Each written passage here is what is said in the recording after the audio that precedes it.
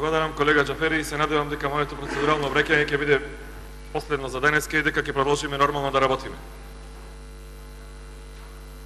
Зошто е добра дебатата? А зошто им се ускратува дебатата на пратениците од позицијата?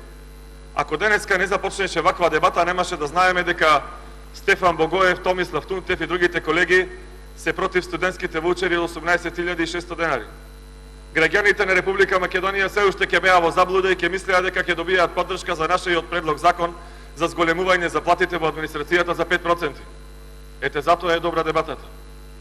И во рамките на една нормална демократија за која што се прокламираме дека е нашата демократија, па не е логично закон со кој што се покачува нивото на минималната плата да не биде подкрепен со дискусија од ниту еден пратеник од позицијата.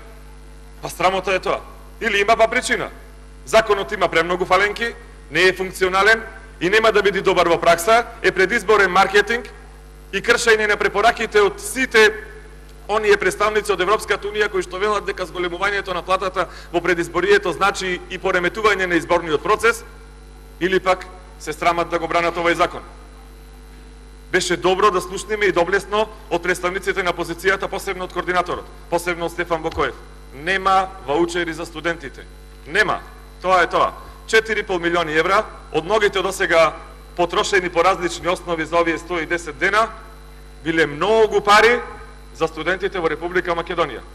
Ама добро е, затоа со квалитетна дебата ќе успееме ние 35 пратеници од ВМРО, ДПМН и коалицијата да ви објасниме што му фали на овој закон, што го предложија представниците на позицијата, а денес се срамат од него. Да разберат и работничките во конфекциите, да разберат и работниците во приватниот сектор, во самопослугите, во мини-маркетите, што ги очекува со носењето на овој закон. Ви благодарам, ќе скратам овдека во интерес на квалитетната дебата, бидејќи колегата Драган Цуклев е експерт по оваа област, ќе ви ги објасни сите фаленки и ќе го на некој начин разобличи овој погрешен закон. Ви благодарам.